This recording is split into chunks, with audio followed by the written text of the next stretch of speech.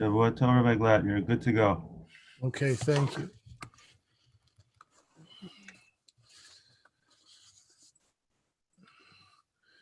Just give everybody one more minute and then we'll get started.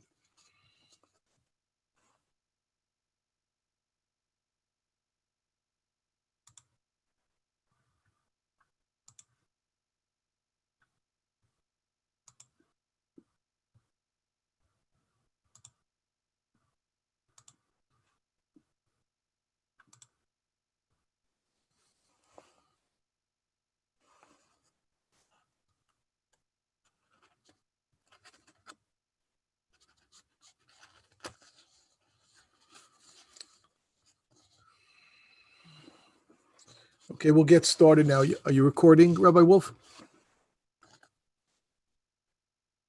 Yeah, yes, it started. The recording started already on YouTube and it's recording. Okay, so good luck, everybody.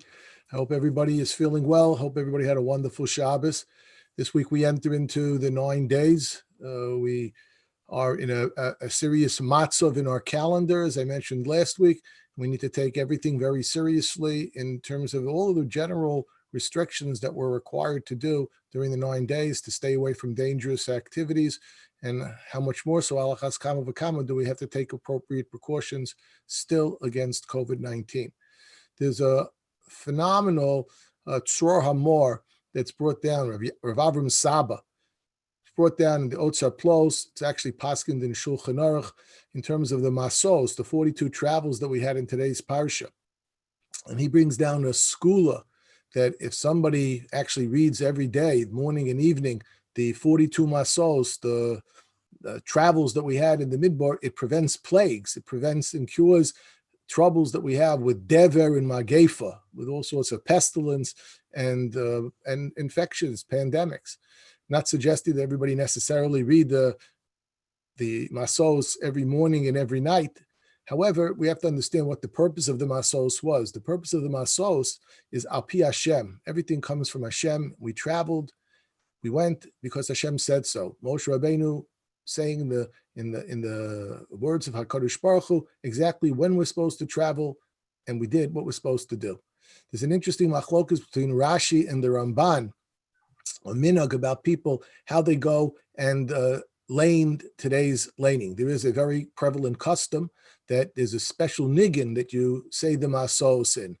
So that's a beautiful custom. Many in Ashkenazi communities have that custom and some don't.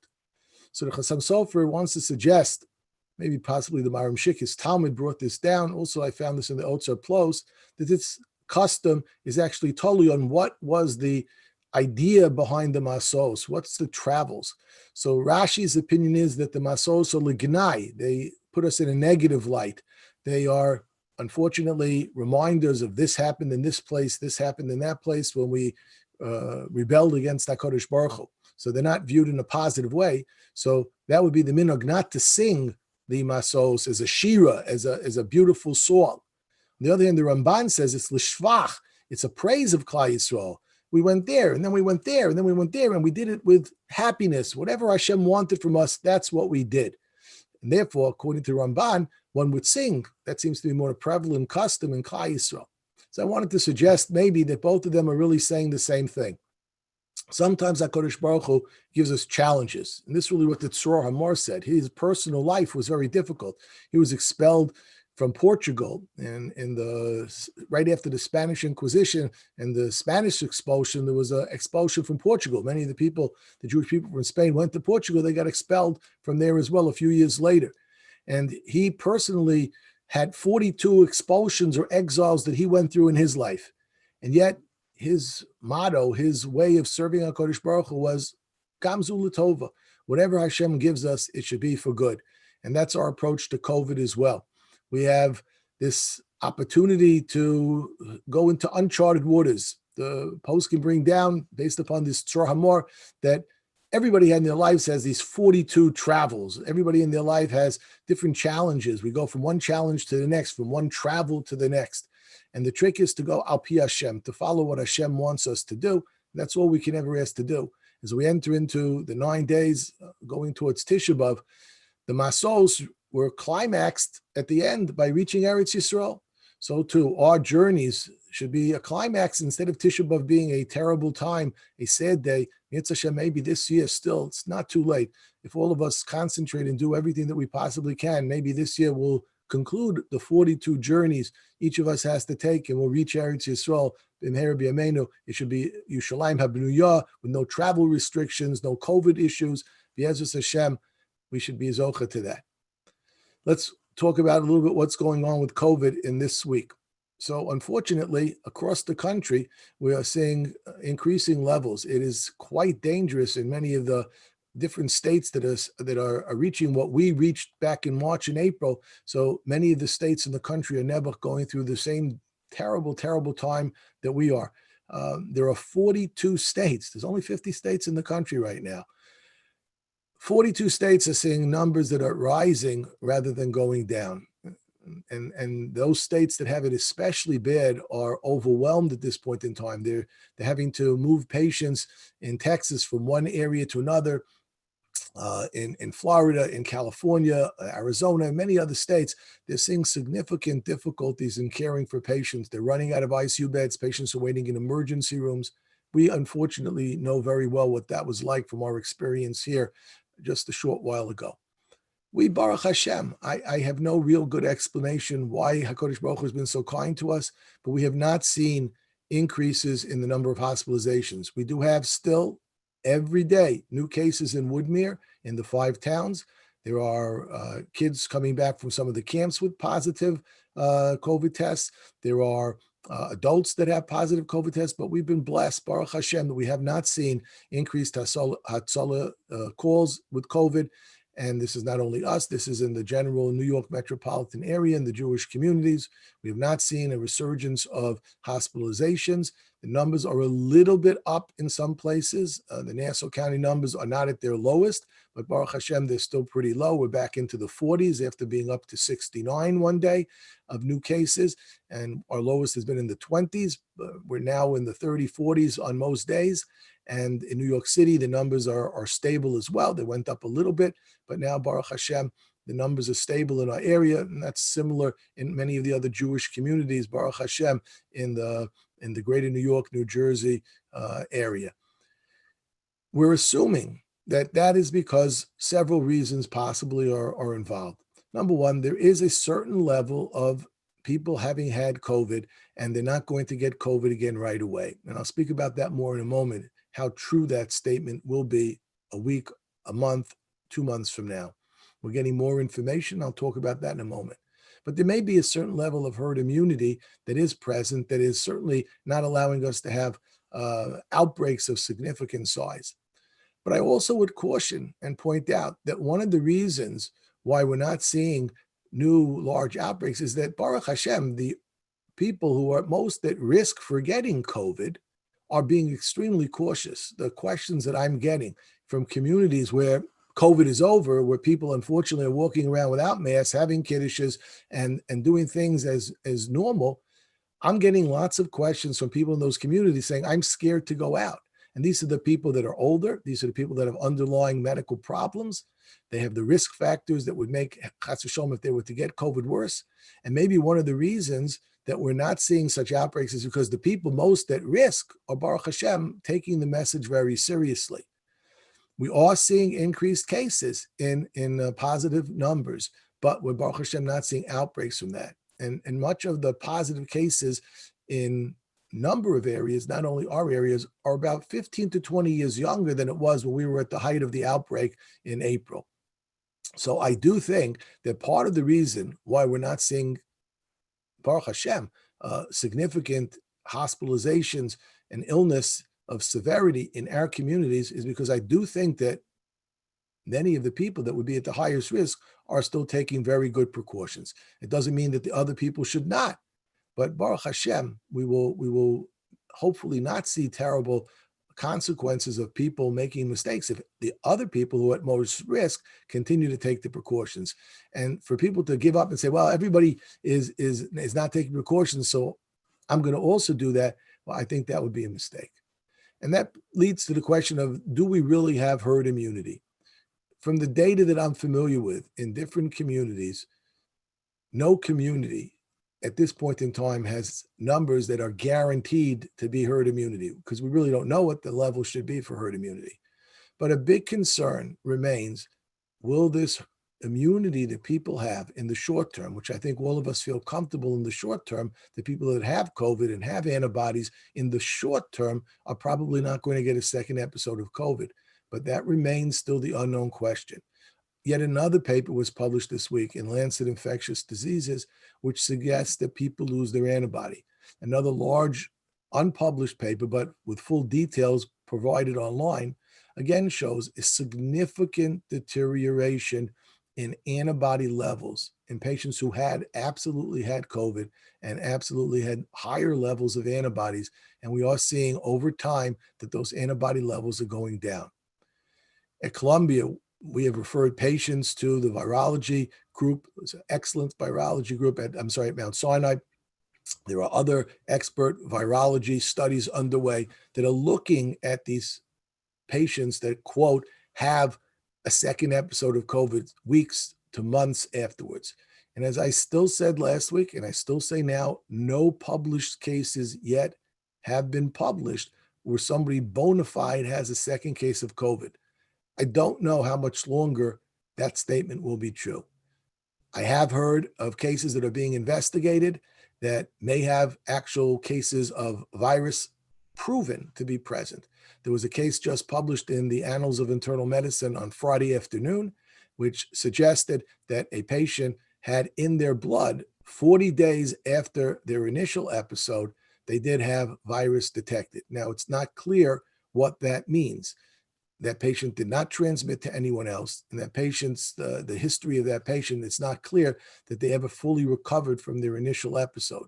But if you can still have virus at that point in time, despite this patient had antibodies, that is a concern. And I would assume within the next 2, 3, 4 weeks, there will be data that will be published that will provide us with a tremendous amount more information on what that level of immunity really means, and can you get COVID a second time. But for people to assume that that will not be positive is a mistake. For people to assume that it will definitely occur is also, at this point in time, not correct. The nafkamina, the practical ramification of this will be, what about a vaccine? If a vaccine duplicates the immunity that natural immunity gives a person, so we can show, and the Baruch Hashem, the vaccine studies to date have been very positive. A phase 3 study started by the Chinese in Abu Dhabi. There'll be 2 phase 3 studies in the United States starting this week. The preliminary data from the phase 1 and phase 2 studies have been very positive. Doesn't mean it's a guarantee, but it means that there's, Baruch Hashem, we're going almost as the fastest possible likelihood of getting a vaccine. If I had been asked about this three months ago, I would have said there's no way we would be where we are right now. But Baruch Hashem, we are at a very good point. But the question will be, will this vaccine, even if it gives us antibodies, how long will those antibodies last for? And maybe this will have to be a vaccine that you need to get every year, like the flu vaccine. Maybe it may need to be given less frequently, more frequently, maybe one dose will be fine or two doses will be fine. So these are all unknown questions unknown answers at this point, good questions. And Mitzvah Hashem, we really literally are finding out more information about these questions every single day. It's not going to probably be known for a little bit of time about the vaccines. That's going to take quite a bit of time. But I think the immunity in terms of what natural COVID antibodies mean, I think probably by the end of August, we should have a much more definitive understanding as to what immunity really means. And maybe B'ezus Hashem will have good news, and maybe we'll have news that will not be as good in terms of what will be in terms of herd immunity. Even if people do have herd immunity now, will they continue to have it, and will there be cases? So more to come on that, but that's the most exciting and important information that I think will be forthcoming in the near future. There are some new risk factors, really reiteration of some of the older risk factors that have been talked about. So there was a large study that did show that people with a BMI above 30 to 35 had a higher incidence of complications with intubation and respiratory problems and illness. So that BMI above 30 is significant. The CDC had changed it from 40 to 30 about a month ago, and now there are data to strongly support that. And above 35, a BMI above 35 actually had, unfortunately, a much higher mortality. So people who have those levels of BMI, they should be more careful. Everybody should be careful. But again, people who have underlying risk factors need to be especially careful. And some of the points that I'll make in terms of people willing to take a risk, so that always has to be taking into consideration. If a person's willing to take a risk, it's how much of a risk are they taking? A healthy 20-year-old who has none of the risk factors, if that person wishes to take a risk in terms of bubbling, so that's different than a person who has significant underlying risk factors, including both age and medical conditions. So therefore, all of the ideas that I've espoused in terms of who and when it's appropriate to consider taking a risk always needs to be measured in terms of that person's individual risks and their own willingness to take those risks. I wanted to talk about camps and schools. So the data I put out in the email on Friday remains very, very confusing. A study I saw Motzei Shabbos tonight. My wife showed me a study that they just printed in the Emerging Infectious Diseases Journal, which is from South Korea. And they showed that children in the 10 to 19-year-old group were, in fact, significant spreaders in their households. The children between the age of 0 and 10 certainly did get COVID, but were not as significant spreaders, but did spread illness. This is unfortunately very consistent with the experience that Eretz Yisrael seems to have had. And I wrote about that in some detail. We all should daven and hope that Eretz Yisrael, all of our chaverim and children and families and people in Eretz Yisrael, that they should do well. But they're undergoing, unfortunately, tremendous distress. And they've cut back in Eretz Yisrael minyanim to 19 people. Some are talking about going to 10 people, just a minyan b'tzimtzum, talking about cutting back various other activities, because when they opened up the schools in the middle of May, so unfortunately, they noticed immediately, they opened up 400 schools, and almost immediately, within the next 2 weeks, they saw an extreme rise in cases in children and in the staff of those schools, and then that spread more into the general population. So the Israel experience seems from the South Korea experience. There's some data now from various parts of the United States that a very high percentage of young children are testing positive for COVID. That's one experience. The experience in Iceland and the Netherlands and in some other places has suggested that the children are not major vectors. So this is an area where we still don't know all the information. And I've been asked many times, what are my recommendations? And this is my current best guess recommendations. And I can't guarantee that it's right, but this is, you have to sometimes go upon the best information that you have and make recommendations. For people that wish to be more machmir and be more careful, gesundheit, that's absolutely what you should do. For those that are looking to be reasonable, I think these are reasonable recommendations. That when you are with people that aren't in your bubble, again, if they're in your bubble, then you don't need to wear masks. But when you're dealing with family, friends, children, grandchildren that aren't in your bubble, I think it's very reasonable that the grandparents wear masks at all times when they're within that group. But I think it's okay for them to be with the younger children, the children under 10 years of age, to even hold them and hug them. But they should, I think the adults should wear masks still at all times when they're around the older children and when they're around their adult children, older grandchildren and their adult children. I think they should wear masks. Ideally, the children, the adult children, should wear masks as well.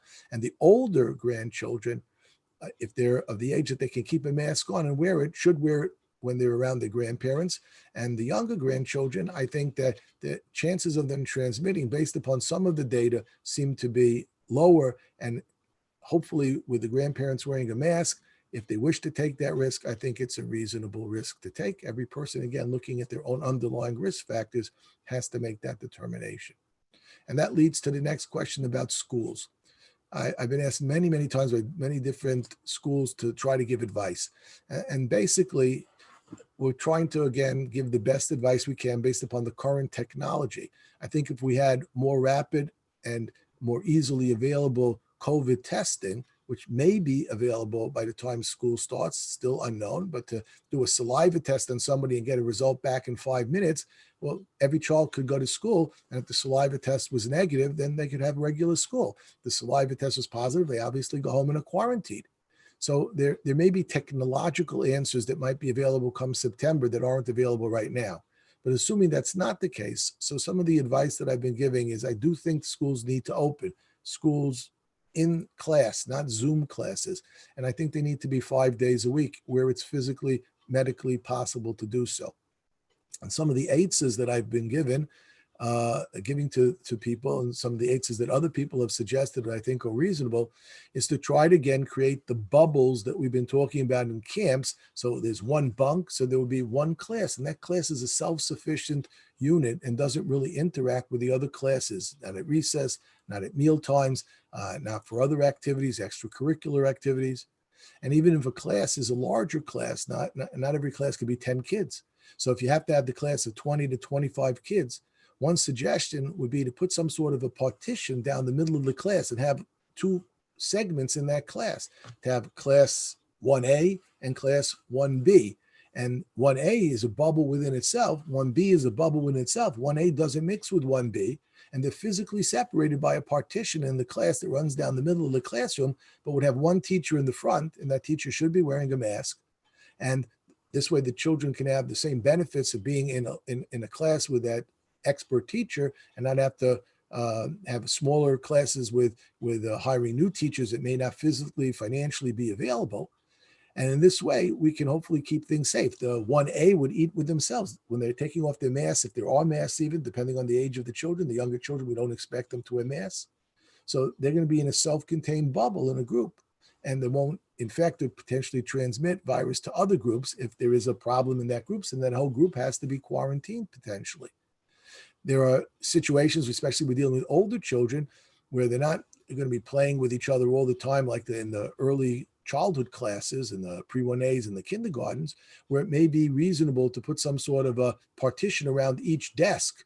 I've seen a number of interesting suggested models of how to do this and to really isolate the children so they don't have to wear a mask all day. And again, the same bubble concept would occur during lunch or recess, but to really try and limit exposures even amongst the children as much as possible, and certainly to other classes and other children. And the question will be for the teachers. I think the teachers, especially if the teachers are older and potentially at risk, they'll have to make their own personal determinations whether it's reasonable for them to continue in the classroom. May not be options to do outside the classroom. Those are individual decisions that they'll have to make. And in those situations, I do think that hopefully data will be available for antibody. What that means is a teacher safe if they have antibody to be in that class? Still would recommend wearing masks, but is a teacher safe? They're 70 years old, 65 years old. Will they be able to go back into a classroom? Well, maybe an antibody level might make a difference. We'll find out more about that, as I said, but those are other variables that might be important to take into consideration prior to us having a vaccine, which there's no way that will be a publicly available vaccine before the start of school. So I think the schools are working all tremendously very hard to figure out how they can have safe classes next year, to have older teachers to be safe. think one of the considerations in some of the colleges that have declared that they're not going to open up, there are two factors involved. They can do a lot of their learning with Zoom, with technology, and it's not that much of an impairment of the children's ability to learn. But one of the major concerns has been that, especially in colleges where many of the faculty are older, the faculty don't want to go back into the classroom. And that's going to be a big question. In Yirtzeh Hashem, we should be able to successfully answer it to make sure that the faculty is safe, but that the faculty can give in our schools, in our yeshivas, and elementary schools, to make sure that we can have appropriate faculty in the classroom taking care of the children, making them grow in learning, making them grow in every way possible, that we want our children to be, as Hashem, grow strong and healthy and in a safe environment. I think the children, be as Hashem, still the data for the children is excellent, that they'll be as Hashem, be safe even if they're exposed to COVID. The vast pliya and hara of children will do fine. The question is, are they going to transmit it to their parents? Are they going to transmit it to their teachers, their moras, their rabbis? And will they transmit it to the grandparents, which is, of course, a grave concern for everybody. The next thing I wanted to talk about before I take questions is the Yomim Noraim. We're starting to get a lot of questions about what the Yomim Noraim will look like. And I still have to say that I think we need to prepare for several different options. I don't think there's going to be one sole option, but I do think that we're not going to have a simple answer by the time the Yomim Noraim come out in September, and that we are going to have to manage as shuls, as communities. We're going to have to figure out how, Baruch Hashem, the larger attendance that normally is engendered during the Yom Noraim, how to figure out to make sure that everybody who wants to attend Yom Noraim davening will be able to do so in a safe fashion, and whether that will still require smaller, multiple outdoor minyanim to make sure that everybody can go safely, including people that feel that they're at very high risk, whether there'll be able to be accommodations with shorter davenings, cutting out some of the davening, having an earlier davening and a later davening, so a shul can have its 100% capacity, but maybe in 2 or 3 different minyanim, using alternate spaces that maybe have not been used in the past in terms of making more minyanim.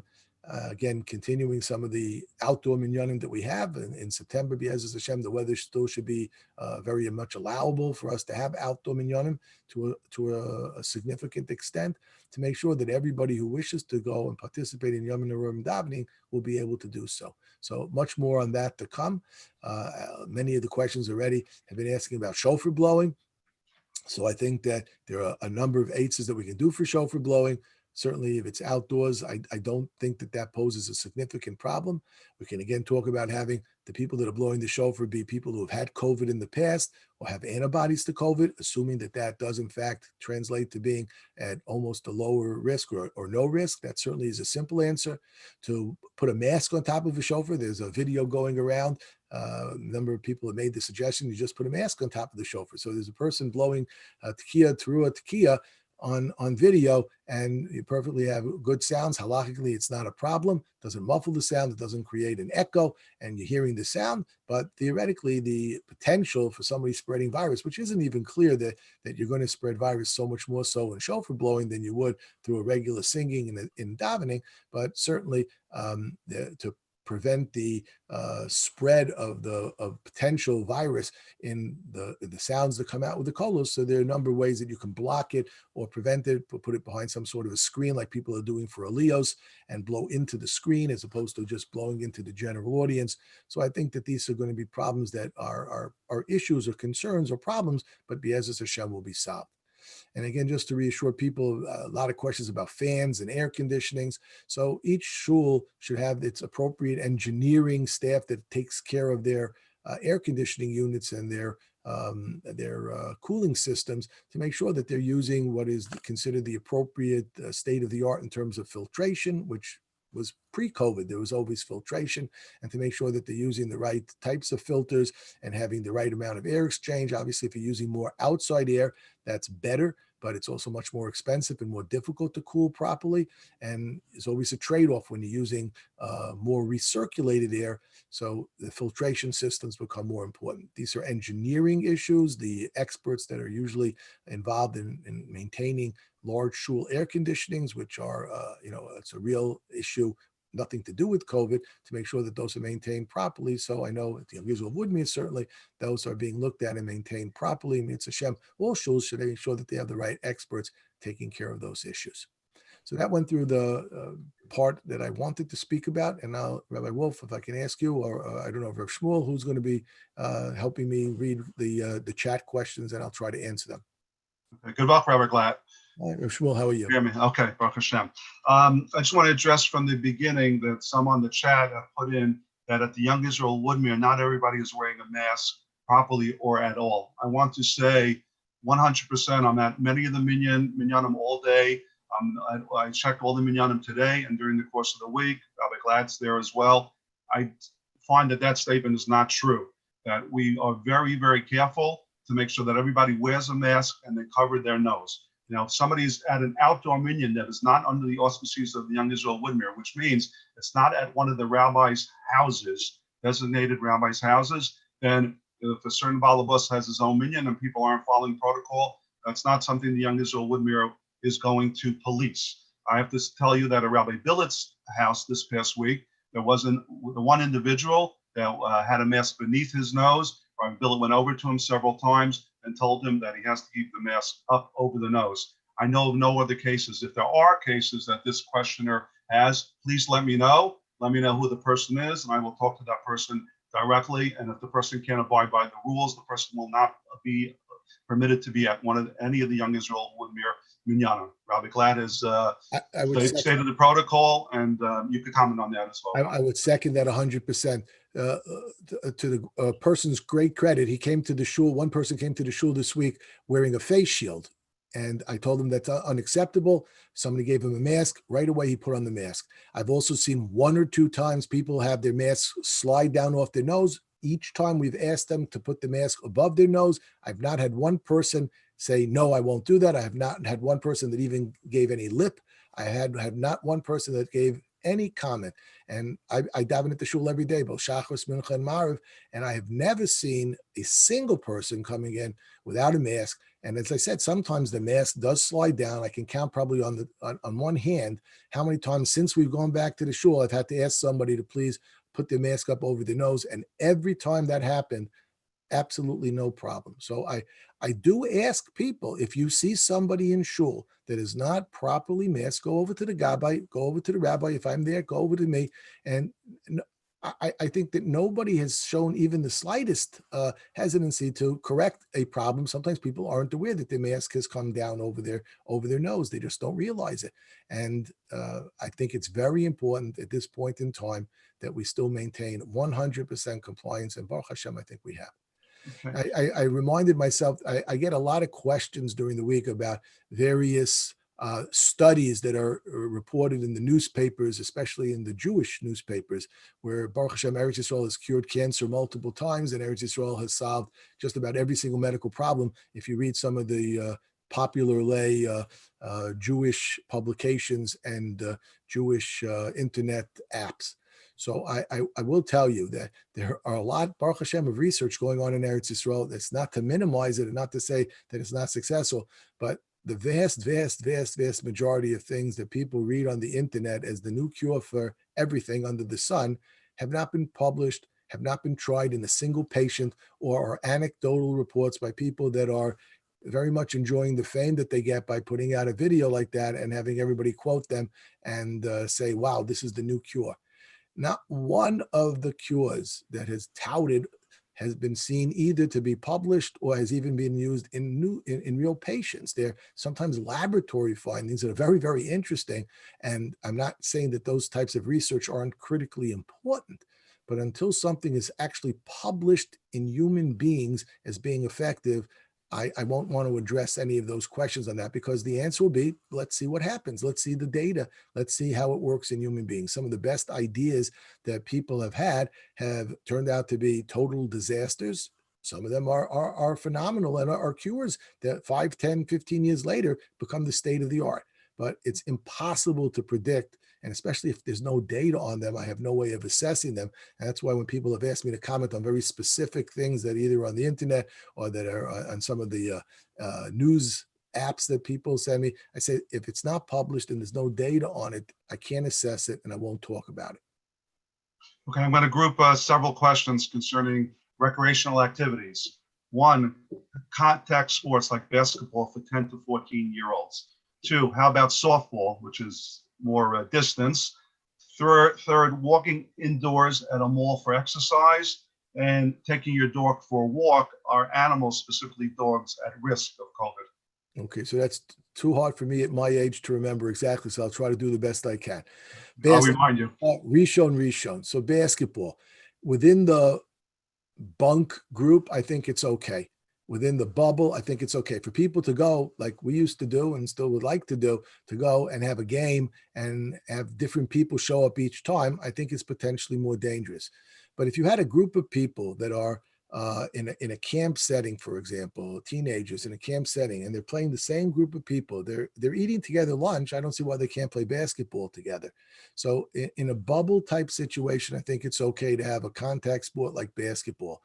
If people are in a community where they really, I wouldn't say the whole community is bubbled, but if you're in a bungalow colony and there's a group of people that you'd be playing with all the time together, depending on the situation, depending on some other factors, it might be appropriate. But just to have choose up games of 5-on-5 people and have people interchanging, coming in, going out, I think that's potentially dangerous. Softball is not as much of a contact sport, and I think that a softball game might be certainly a reasonable thing for people to do. But again, it's the game that's not so much the problem. It's when you're sitting on the sidelines waiting to be at bat. So everybody's sitting in the dugout or sitting together. They're often not wearing masks, and there's a tremendous potential for interaction in a less than stellar way. And it's the stuff that goes on the sidelines that I'd be more concerned about in baseball. In terms of walking in a mall, I think that's healthy and good to do. If you're walking with somebody in your bubble, you're walking with your spouse, you're walking with your kids, so you don't need to wear a mask unless you're going to be constantly in close proximity to other people. Then you should wear a mask. So it depends on the malls. I know some people like to take walks in malls because they're relatively deserted. So that's fine. If it's deserted, then you don't have to wear a mask. But if you're walking in a crowded area, wherever that may be, you're walking on the boardwalk and you're constantly passing by other people, even though it's outdoors, I would suggest in that situation wearing a mask. But if you're walking outside and every now and then there's somebody and you step to the side, there's already an etiquette as to who moves away when you're walking. So I don't think technically a mask is necessary. There's nothing wrong. Somebody feels more comfortable wearing a mask. I try to be giving people coolers. If you don't need to wear a mask, I know masks are somewhat uncomfortable. So when you don't need to wear it, don't wear it.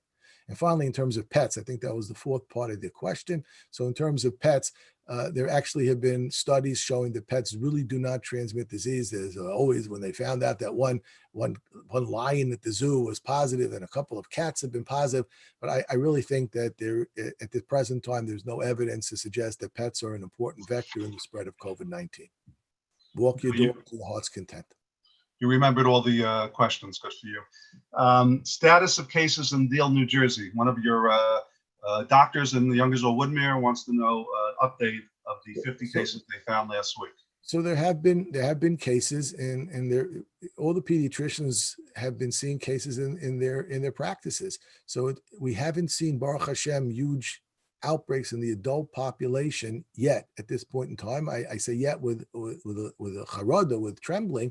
I hope that we don't see anything, obviously, but it's still a little bit too early to tell what will be the outcome from those type of exposures. But there are pediatricians in our neighborhood, some wonderful, well-respected pediatricians that call me up when they have kids that are positive, and other doctors call me up when they have positive cases, and many of the patients call me up when they're positive, asking me what to do. So I know that there are cases in our community, and I check every day, and I see the numbers go up, 1 or 2 in different parts of the 5 towns, and that includes our community. So there are new cases, and we, Baruch Hashem, are blessed that they haven't exploded into significant outbreaks and Rahman al-Islam hospitalizations or serious illness.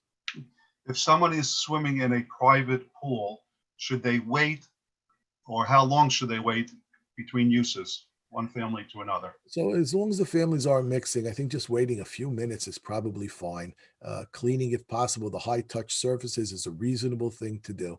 But the pools do not spread it. That's the official position from the CDC. There's no evidence that that's incorrect, not a suggestion that it's incorrect. And I do think that swimming is healthy and it's good for people to get outdoors. Kids need to be kept occupied in healthy, kosher ways. And again, assuming the swimming is done in a halachically correct fashion, I won't address that. but assuming the swimming is done in a halachically correct fashion, I strongly recommend it. And as long as there's no mixing outside of the bubbles. Where in camps, again, they have, sometimes they'll segregate parts of the pool, and bunk Aleph only swims in this part of the pool, bunk Bays only swims in this part of the pool. So that's very, very appropriate, and I think that type of a philosophy should be, and people have their own private pools and they're letting other people use them, so one bubble at a time. Unless you have such a big pool that you could theoretically have one couple in the shallow water and another bunch of kids in the deeper water, but I'm not sure that that's a smart thing to do without rigorous supervision. A constant question from grandparents. Exactly, if the grandparents are wearing masks, could they hug their children, or they still have to maintain the 6-foot distance? So I think for the younger children, and again, this is my best guess, I think for younger children, the grandparents wearing a mask, I think it's okay to hold the babies. I think it's okay to hold the younger children. At what age they become older children, I'm not sure. Maybe the age of 10. That's what some of the studies seems to suggest, that between 0 and 10, it's a little bit less likely that they'll transmit. I'm not sure that those numbers are exact. It's not like 10, yes, 9, no. So for the kids that you want to hug and want to hug you still, I think it's okay. As soon as they get to the point that they don't want you to be seen with you, well, then you don't have that problem anyway. Workers at supermarkets who handle food have been seen not covering their noses. Is that a problem? And deliveries that come to the house, should they be wiped down? So the workers in supermarkets, depends what they're doing. If they're stacking stuff on the shelves, I don't think it's such a big deal. They should ideally wear masks, but I don't think that that's a major route of transmission. If they're the ones that are dishing out the food, so we normally have, forgetting COVID, we normally have appropriate hygiene. You have the shields in protecting people from regular food care and appropriate food practices. I don't think you're going to get COVID that way. I do think, however, people are touching stuff. So that's a concern. If you have people that are at a smorgasbord type of a thing, everybody's touching the same utensils, and you have lots of people touching things, and they touch their mouth, they touch their nose, especially if they're not wearing masks. So then I think that is a potential for spread, but I still think it's more the mixing of the people, more so than the coming into contact with old virus on something, but that's a potential. In terms of packages and things like that, I do not think you need to be crazy about it. When you get packages, when you get mail, when you're coming back from the store with whatever you bought, clothing that you're buying, I don't think you need to be overly concerned about these things. I think you just wash your hands and you should be fine. Should all those who get aliyahs, Pesicha, Hagla, Galila wear latex gloves? So I'm not a big fan of wearing gloves outside of a hospital setting, because I think it gives people a very false sense of security. We wear gloves in the hospital for a very specific reason. I'm going into this patient's room. I wash my hands before I go in. I put on gloves. I examine the patient, do whatever I'm doing in the room. I come out of the room. I take the gloves off immediately and wash my hands again. In that type of a setting, gloves can be protective. If a person wears gloves all day long, it's absolutely dangerous. You don't wash your gloves, so you wash your hands many times. You're getting rid of the schmutz, the germs, whatever you have on your hands. If you're wearing gloves, people think they're putter and they don't have to wash anything, and they touch themselves, they touch everything. Gloves can actually be more dangerous. So you have to be very careful how you use gloves. If somebody takes out the Sefer Torah, gets an aliyah, holds on to the Atzei Chaim, and then another person were to go and do that, so I would just say wash your hands in between and you'd be fine. If some people want to put on a glove for that and then take it off right afterwards, that's also fine. But I don't think it's actually it's going to prevent spread of illness any more than if they just wash their hands with some Purell or whatever it is that they're using right after they come into contact with something. Due to the hot weather, is it safe to put out a cooler with individual bottles of water at an outdoor minyan with everyone reaching into the same cooler, or is that a danger? So I don't think it's a real danger, but I'm more concerned about taking off the mask and drinking. So you really, really have to be distant in that situation. I was at a Shalom Zach last night. The people were distanced. Everything was nice. I've been in other smachot. The people aren't distanced. The people are eating right next to each other. People not in their bubbles. Again, it's taking a huge risk. And I don't know the medical or halachic rationale that allows you to take that unnecessary risk. Again, I can't argue with the fact that people are doing it and they're not getting sick. That's not an argument. That's Baruch Hashem. We're very fortunate that that hasn't happened, but it goes against medical and halachic advice from my perspective. And we are seeing resurgences in Jewish communities. We are seeing in Eretz Yisrael tremendous numbers of new cases. And I hope, I pray, I daven that I am 1000% wrong. Nothing would make me happier than 3-6 months from now to say all of this was totally unnecessary. We could have gotten back together much faster and sooner, and we didn't. What harm is there in wearing a mask? There's not a single aspect of Jewish life that we cannot do right now, Baruch Hashem. We daven with a minyan. We daven. We have smachot. We have weddings. We have brisim. We have everything. We have all of the religious rituals that we want to do right now. We can do them. Anything that we potentially put that at risk for, I don't understand the halachic and medical understanding why you would want to put schools at risk. Kids going back to school. If there's outbreaks, they'll close the schools. Why can't people be careful? I don't understand it. And the argument that Baruch Hashem, nothing has happened is not a valid medical argument. And it's certainly not Lani Astati. And according to all the poskim I've discussed this with, a valid halachic argument. Many people use disposable masks. Is there any problem reusing those disposable masks after airing them out? So it depends what type. If they're cloth masks, they should probably, and then it's fine to reuse them. In the hospital, we have reused N95s. When there was a bigger shortage or concern, we reused them for a longer period of time, for several days. Now, current policy in the hospital is that we use them one day, but we reuse them multiple times during the day if it's necessary. The surgical masks, depending on how they're used, they're really made for one-time usage and then to be disposed of. But if your one-time usage was you went out of your house and you went to a mincha minyan, and then you put that same mask back and you use it again tomorrow for the mincha minyan, I don't think there's anything wrong with that. Certainly any mask that's visibly soiled, you sneezed into your mask, or anything like that, any mask that becomes soiled or it becomes in any way frayed, throw it away. Those surgical masks are supposed to be really one-time usage. And Baruch Hashem, I think that there's no shortage of those masks and they're not very expensive. To use them more than once is not, it doesn't hamper the mask's working ability. I wouldn't never wash the surgical masks, obviously. And if they get wet, they should not be reused. Is there any problem for people that are donating plasma because of new findings of antibody levels dropping? Are they giving away that protection by removing the plasma from the body? Donating plasma is a very important thing to do. In our area right now, there's adequate plasma because we have almost nobody, Baruch Hashem, to give it to. But in other parts of the country, they are experiencing shortages. And it's a wonderful thing for people still to donate plasma. I strongly recommend anybody that can. They look at your levels. So they're only taking people above a certain level. So whatever your level was a month ago, they're going to recheck it again. And if the levels are high, you'd be an eligible donor. You never lose your immunity by donating. You're not giving away your plasma. Your body makes more. That's why we, Baruch Hashem, hope that people that have been exposed, even if their levels go down, we're very hopeful, and that's the way it is for many other viruses, that the levels may go down, but your ability to produce, should you be exposed again to the agent that you've made antibodies to, your body can rapidly produce new antibodies and you don't even get sick at all. Be'ezus Hashem, that will be with COVID as well. We just don't know that for certain.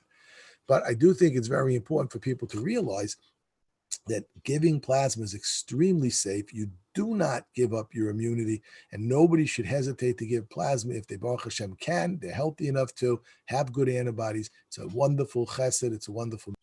Should children be tested when coming home from camp and isolate from the family until the results are in?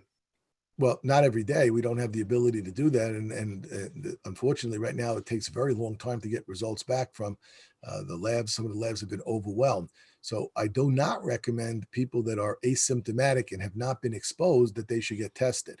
When you've been exposed to somebody, so then testing may be helpful. But again, it's really much more helpful only if it's positive. A negative test doesn't mean that you can walk around and say, I'm clear, because there's a 2 to 14 day incubation period. And if you've been around somebody who exposed you, so then you must be in self-quarantine for 14 days from the last time that you had exposure to that person, no matter what a COVID test says, because the COVID test cannot rule out. It's, first of all, it's not sensitive enough. Even if it's negative, it's only going to be right about 70, 80% of the time. And that's with the best tests. The worst tests, they're only right 50, 60% of the time. And it only tells you right now that you're negative. It doesn't tell you 10 minutes from now. You could have been negative and now it incubated and now you never are positive, even if you're asymptomatic. So a negative test is not really helpful telling you that you can get out of quarantine. A positive test is extremely important, and that's why we do the testing in the people that are exposed on somewhat of a regular basis. With Rosh Hashanah Yom Kippur coming up, we discussed in the past women going to mikvah, but how about men going to mikvah? Is it safe for men to go to mikvah now? Well, the mikvahs are absolutely safe. It's the socializing that goes on in the mikvah that's the concern. With women going for private appointments, going in a separate room, not really seeing or dealing with anybody other than the mikvah lady. So it's extremely safe.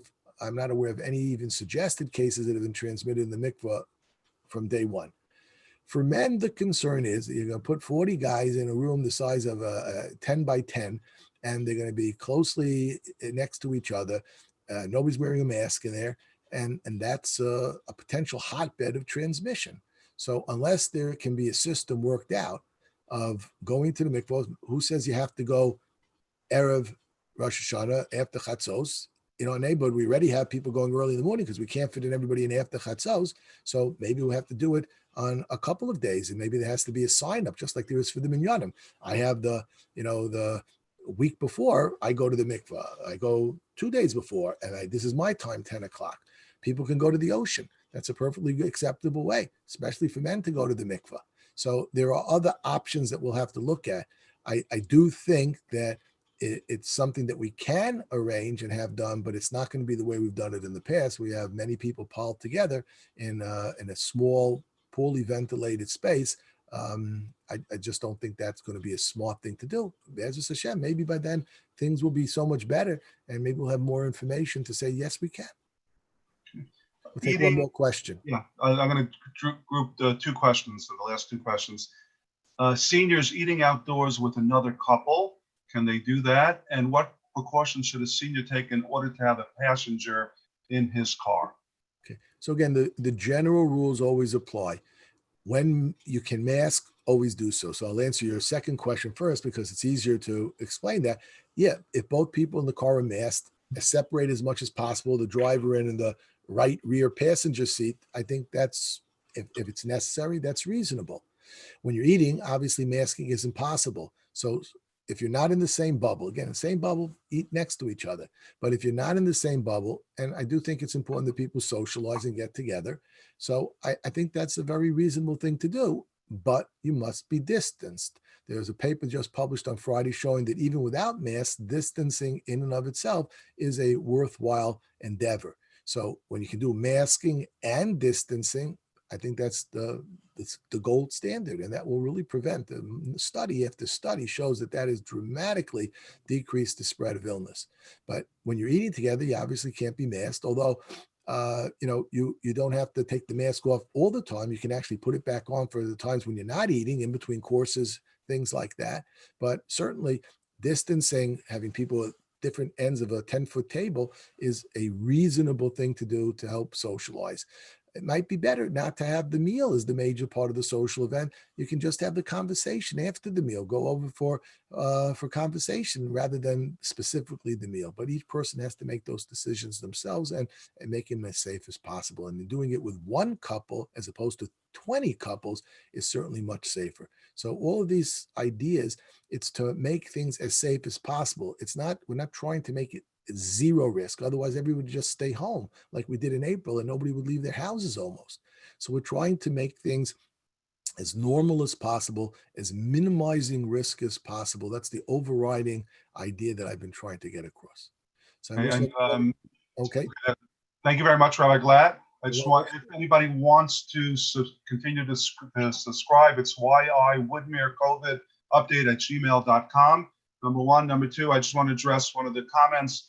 We are looking at the Young Israel Woodmere to have a lot of outdoor minyanim. We've been in touch with several of the schools in the neighborhood, and we sent out a survey to determine where people would prefer to daven, indoors or outdoors. As the surveys come in, we will make determinations as to where we want to rent space, and we do have the ability to rent outdoor space at some of the local schools, and we're working on that. So please respond to the survey so we have an idea where people want to daven, and then we will plan accordingly. Thank you very much, Rabbi Glatt. Everybody should have a wonderful week. Good luck, everybody.